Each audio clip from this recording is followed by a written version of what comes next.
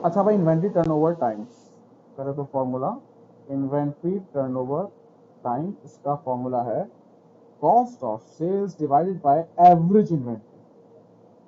Average कैसे होती है भाई? Opening inventory plus closing inventory divided by 2। अब इन्वेंट्री टर्नओवर टाइम्स बताता क्या है कि कितनी दफा साल में आपकी इन्वेंट्री खत्म होती है और आप उसे दोबारा मंगाते हैं। ठीक है ना? अब पहले इसका फॉर्मूले दें। अब ये सब चीजें दी होंगी, जैसे कॉस्ट ऑफ सेल्स आपको दिया हुआ है 80,000, ओपनिंग इन्वेंट्री है 30,000, समझे क्लोजिंग इन्वेंट्री है 20,000 डिवाइडेड बाय 2, तो ये हो गया 80,000 डिवाइडेड बाय 25,000। अब अगर मैं इसको डिवाइड कर दूंगा 80, तो ये आ रहा है 3.2 टाइम्स आपकी साल में इन्वेंट्री खत्म होती है और आप उसे दोबारा खरीदते हैं। अब इसमें क्या है, हायर दी बेटर और लोअर दी बेटर। देखो इसमें होगा हायर दी बेटर। जितनी दफा इन्वेंट्री खाली हो रही है उतना फायदा। इसका मतलब है इन्वेंट्री सेल हो रही है, इन्वेंट्री बिक रही है। और जितना कम हो जाए उतना ये नेगेटिव इसलिए होता है कि भाई इसका मतलब है स्लो मूविंग आइटम है आपका। अब जैसे नेक्स्ट ईयर 6 दफा हो गया ऐसा, समझे 6 टाइम्स मेरी इन्वेंट्री खत्म हो गई, डबल दफा।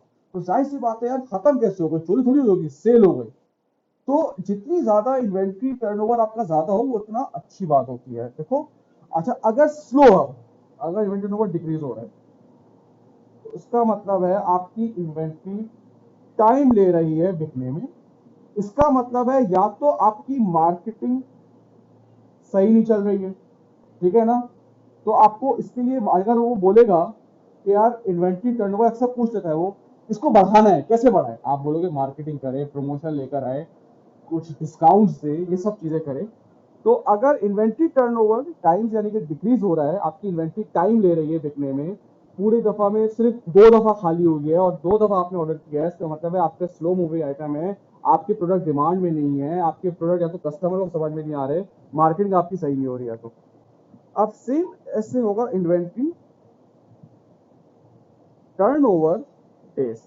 इसका फॉर्मूला यही से उलट कर देंगे आप, average inventory upon cost of sales into 365।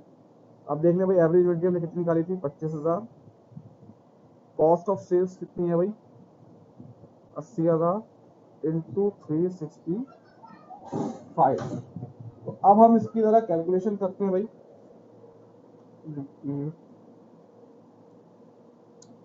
25 divided by 50,000 into 365।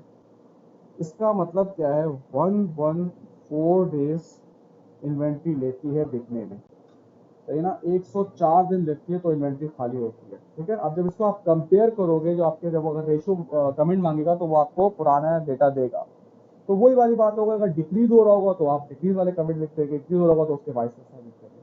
ठीक है भाई, इन्वेंट्री जितनी जल्दी खाली होती है अच्छी बात होती है।